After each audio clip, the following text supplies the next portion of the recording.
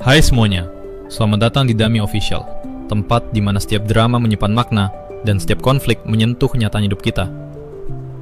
Cerita kali ini nggak sesederhana gosip tetangga. Ada luka lama yang kebuka lagi, ada senyum palsu yang akhirnya retak, dan ada kebenaran yang siap bikin semua berubah. Tarik napas yang dalam, duduk yang tenang, karena cerita sesungguhnya baru akan dimulai. Cerita dimulai dengan suasana kontrakan yang tenang. Mumu terlihat terbaring lemas di tempat tidur, menangis karena sakit gigi. Ia meringis sambil memegang pipinya.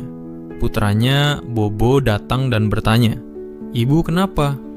Mumu menjawab dengan suara lemah, "Gigi ibu sakit, tolong beliin koyo ya nak." Tanpa banyak tanya, Bobo langsung pergi ke toko wak. Di sana ia memberitahu bahwa ibunya sedang sakit. Setelah membeli koyo, ia buru-buru pulang dan menyerahkannya ke Mumu. Mumu tersenyum tipis dan mengucapkan terima kasih. Beberapa saat kemudian, Bobo keluar rumah dan bertemu Kestel. Mereka memutuskan untuk bermain layang-layang.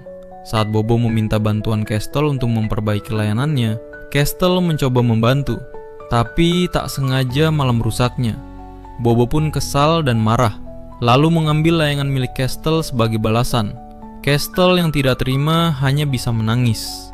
Wak bordir yang sedang lewat melihat Kestel menangis dan langsung menghampirinya. "Kenapa kamu nangis, Kestel?" Sambil sesenggukan, Kestel menjawab, "Layangan aku diambil Bobo." Wak bordir merasa kasihan, lalu membujuk Kestel dan menenangkannya. Ia pun memutuskan untuk membawa Kestel ke rumah Wak Nining agar masalah ini bisa disampaikan langsung. Sesampainya di rumah Wak Nining, Kestel masih terisak-isak. Wak Nining bertanya, "Apa yang terjadi ini?" Wak bordir menjelaskan bahwa layangan Kestel diambil oleh Bobo. Wak Nining tampak kesal, lalu berkata, "Ayo, kita ke rumah Mumu."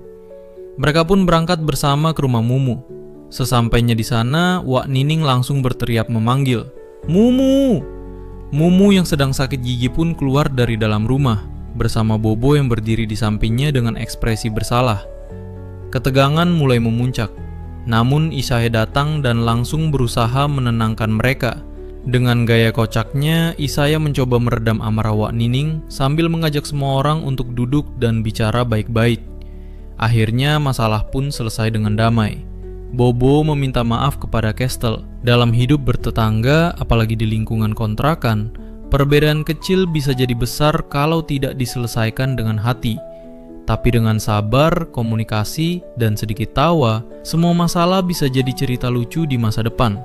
Dan ingat, memiliki teman bermain lebih penting daripada menang dalam permainan. Dan begitulah kisah hari ini. Kadang bukan siapa yang paling benar, tapi siapa yang paling kuat menahan luka. Kalau kamu suka cerita super ini, jangan lupa kasih like, komentar, dan share ke teman-teman kamu ya. Klik tombol subscribe biar kamu gak ketinggalan drama berikutnya dari Dami Official. Terima kasih udah nonton sampai habis. Semoga harimu tenang, hatimu damai, dan hidupmu penuh berkah. Sampai ketemu di cerita selanjutnya.